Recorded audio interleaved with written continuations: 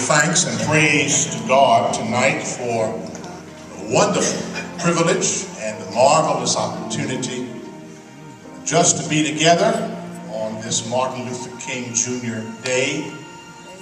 And we also want to extend our thanks and appreciation to Pastor Macon for once again hosting us in this beautiful setting that is the Fine Arts Center for the Mount Zion Church. Let's give the pastor of this church a round of applause. Praise God for his vision, and praise God for the wonderful ministry that is going forth from this place. I always think that A. Charles Bowie is my friend until I have to come on a program after him. And then I leave myself wondering, what can you say after a man has behaved like that?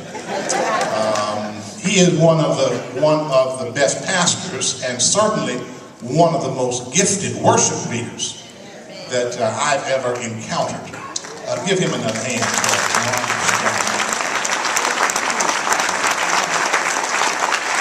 And then to all the public officials who are here, I know you've been recognized before, but all of you who are public officials, just stand up again so I can see who it is I'm speaking to. All these are office holders from different places, and give them a hand for the wonderful work that they do.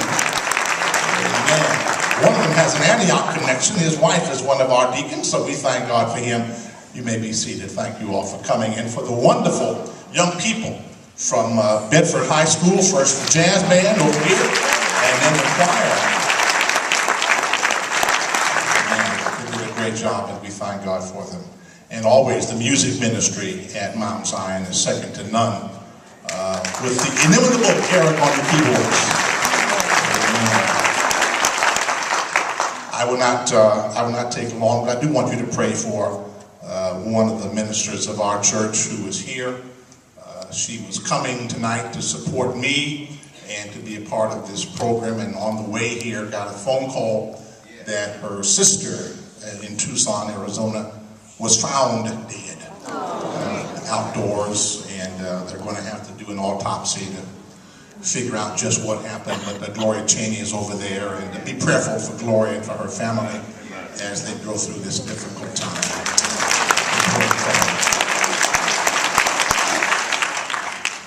I want to share just for a very few minutes from some reflections based upon the most recent book by Dr. Cornel West. You may know that name. Cornel West is a professor. Well, he's actually now just a university professor at Princeton, which means that he is authorized to teach any course in any department at any time that he wants. There are only 12 such people on the Princeton campus who can teach any course in any department at any time that they want. And this brother, African-American scholar, professor, is one of them. He is only 58 years old, but he recently released his memoir. I hope this is not a sign of his life ebbing to an end, but it is called Brother West, Living Loud, or Living Out Loud. Living and Loving Out Loud. Brother West, Living and Loving Out Loud. The title comes from Bob Dylan, one of the blues rock stars of the 1960s and 70s, who said about Cornel West, he lives his life out loud.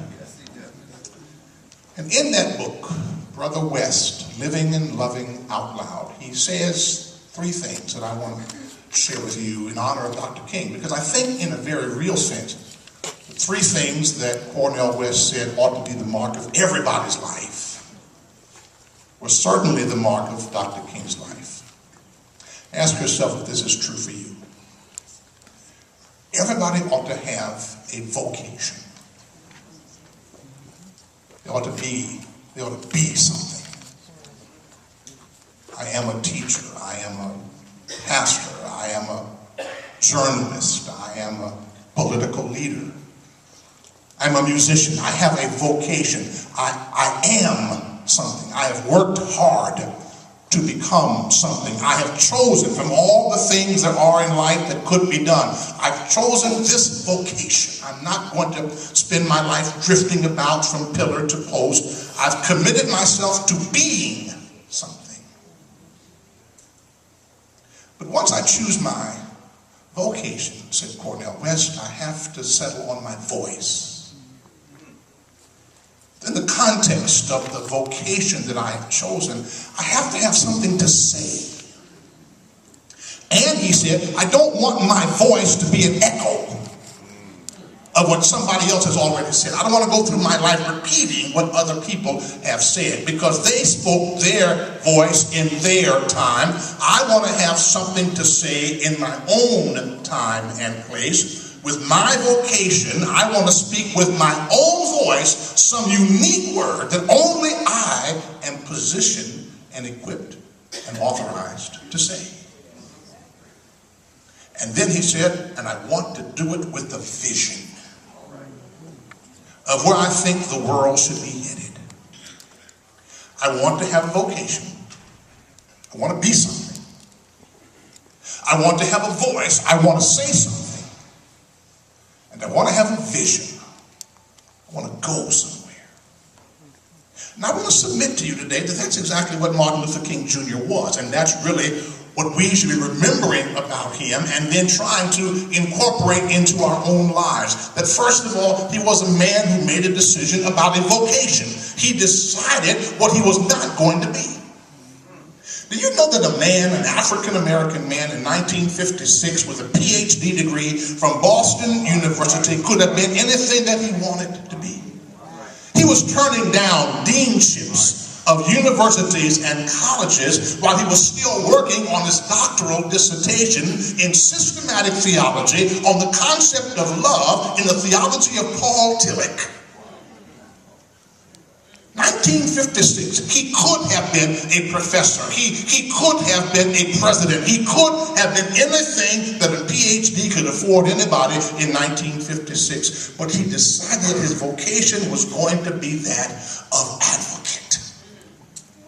He was going to spend his life and his time and his talent and his energy speaking for those who could not speak for themselves on issues that were important in his time. He was committing himself to the issues of segregation and how to end it, of racism and how to stop it, of bigotry and how to expose it, and of all the narrow little prejudices of the 1950s and 60s that are a shame on the language of the Declaration of Independence. How could we, by 1955, still be saying we hold these truths to be self-evident?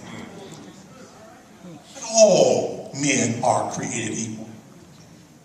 But some have to sit in the back of the bus. All men are created equal, but some get lynched if they talk back too much. All men are created equal, but some cannot live here or work here or strive here or dream here. And it was his vocation to spend his life working in opposition to everything that was in opposition to what America stood for. What is your vocation? What are you spending your life doing? What are you trying to become?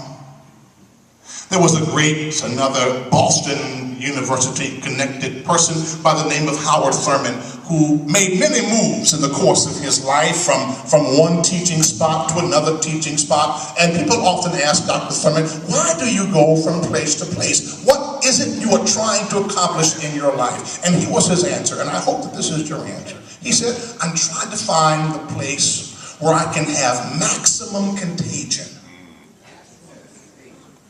I want to go to the place where I can be somewhere where what I have to offer can rub off on the most people at one time. I don't want to be someplace where I can't rub off on somebody. I want to have maximum contagion. Now, some folk are contagious.